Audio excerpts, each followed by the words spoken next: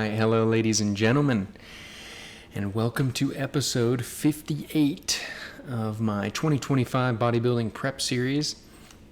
Oh boy, it is starting to get pretty sweaty up in here, guys. We're doing our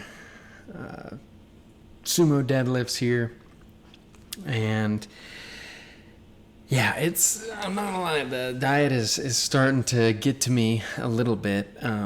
This is actually this is the last microcycle of the full week at 1 RIR, so 1 rep in reserve.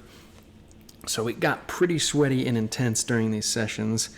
For this leg day, things are moving pretty good. I am still dinging up my shins pretty good, though, with the bar. I've constantly got, like, wounds that are healing, but, you know, that'll only be happening as long as I'm doing this lift. And I don't know what movements I'm going to choose for my next mesocycle, but I don't know if I'm going to keep all these. I'm such a sucker for high bar back squats. I'm like they've only been out of my program for like 6 weeks, and I'm like, oh god, I gotta get back to squatting. So I'll probably move in a squat movement. If not high bar, I'll at least do a front squat or something like that to get a little more, just a little different kind of variation. But I mean, it's still a stimulative leg day. Performance is looking good. My performance has actually been better the past like 2 weeks, and that's probably just because I'm working out later in the day.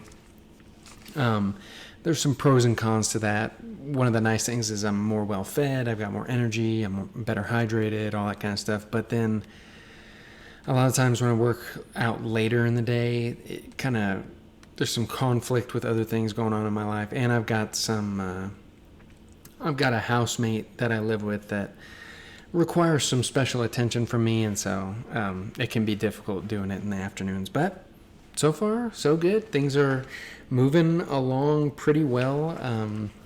Fat loss has pretty much stalled out at this point. I'm at about 175. It fluctuates between like 175 to like 176.5. That's just that daily like fluctuation and change, but fat loss has been stable. I mean, I can see it on my physique whenever I'm looking in the mirror and stuff, especially when I'm training. Once I get a pump, some like the little like anterior delt vein is starting to pop up. I should probably know what that's called, but let's just we won't talk about that. But yeah, new veins are popping up. I'm seeing different striations and stuff, so definitely losing fat. I am in kind of a pickle, though, because I'm going to be out of pocket for like a week and a half, almost 2 full weeks. And so I'm trying to strategize what I want to do with my program, because technically at the end of so this leg session, and then there's going to be push and pull.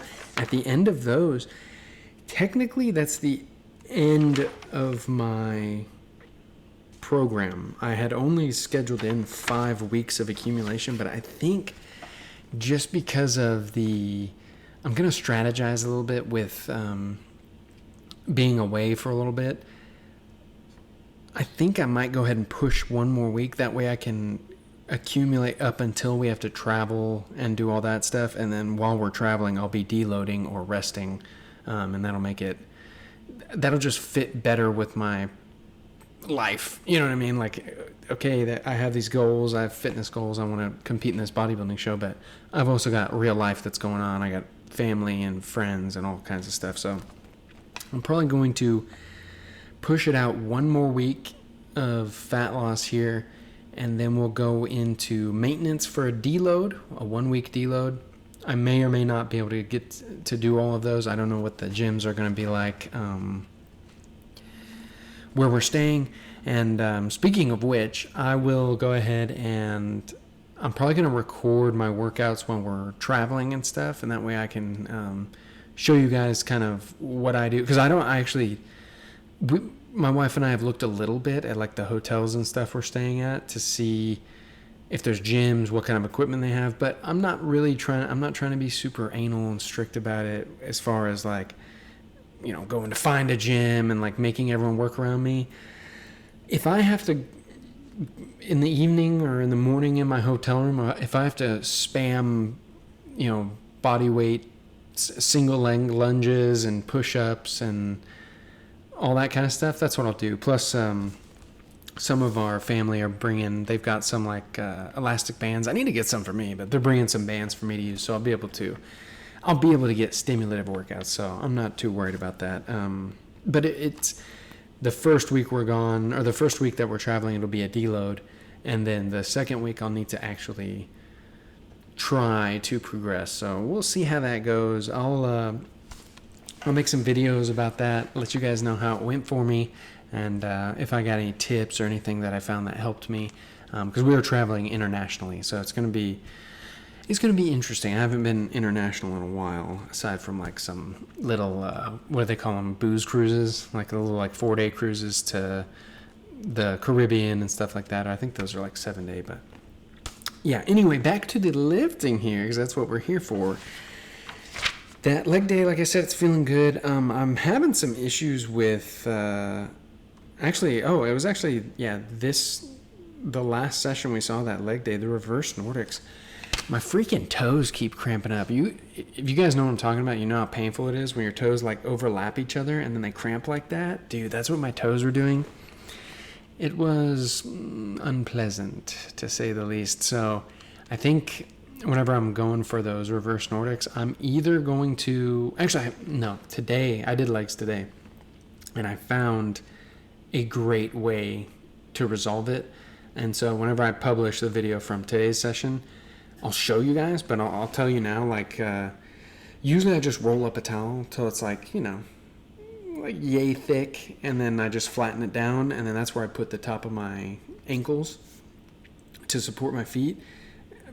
But I noticed when my toes are laying flat on the ground, they're kind of like pressing on the ground. It's causing that cramping. So what I did was I unrolled the towel a little bit, and then that way there's there's almost, instead of it just being like the cushion like this, it kind of like levels out. And then so like the top of the ankle's here, and then the the top of the toes is down here, but there's still a little cushion, still a little elevation. And that seemed to remedy the issue for me. So either that, or I just wasn't well, I figure the word is hydrated, but there's probably a word for when you're low in electrolytes. Hypoelectrolytical. We're making shit up now, boys and girls. We're just gonna start making words up. But yeah, that seemed to fix the issue for me. Goblet squats, of course, are great, and the deficit deadlifts, I've been absolutely loving those since I programmed them in, and especially since they thrashed my hips for the first 2 to 3 weeks. I'm finally feeling like I can actually do some work on those bad boys. So yeah, leg day's great. Push day, still delivering fantastic pumps, and like I mentioned in previous videos, I think the last 2 videos I've been talking about kind of food intake and timing of training. My hair was super long. I love distracting myself, but yeah, timing of training. The pumps are better when I work out later and I've eaten more. I mean, it makes sense. I'm more hydrated, I'm more alert, I'm able to generate more force. So, of course, the pumps and stuff are going to be better, but that's the push day we just saw there. I don't think I have anything special to note. Not having any wrist pain on the pressing movements. I do love that little flip in my hair, man. I'm straight looking like a bath time rubber ducky, you know what I'm saying? That's some true aesthetics right there. But yeah, jumping into the pull day, I think... It's so funny. I think push day is still my favorite day, followed by leg day. And then you know what it is, man? The pull day, it's these underhand pull-ups. I hate these, honestly. Like, I'm just going to come out and tell the truth. I hate this exercise. And it's not because it feels bad or it's not stimulative. It kind of feels crummy on my forearms and my wrists, but it's not, I mean, by the time I finish the set, there's no lingering pain. It doesn't cause any issue. So it's workable, but it just, I think it's like the stretching and the weird, and how it's weird stretching, because I also have a pump in my forearms and biceps from doing those barbell curls first. So it's like my forearms just feel like gnarled up, and then trying to pull with them, it's just a little bit jank, if you will. It's a hint of jank sprinkled on top. Sucks a little bit, but performance was pretty good here. Things, I'm starting to stall out. Like, for me, I find that anything more than 6 weeks of accumulation, my performance starts to really drop off, especially since I'm hypocaloric right now. I just don't have the energy I would have as if I was massing or even on a maintenance diet.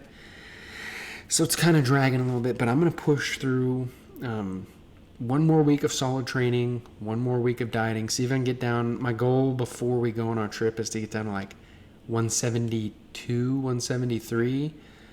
I think 173 is probably realistic.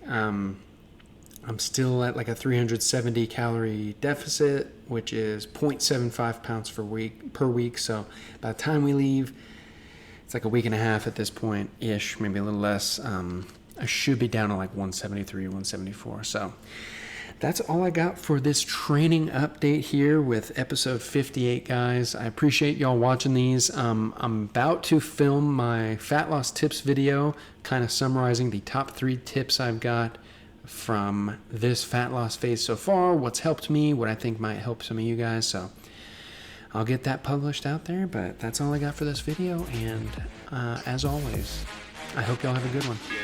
I'll see you later.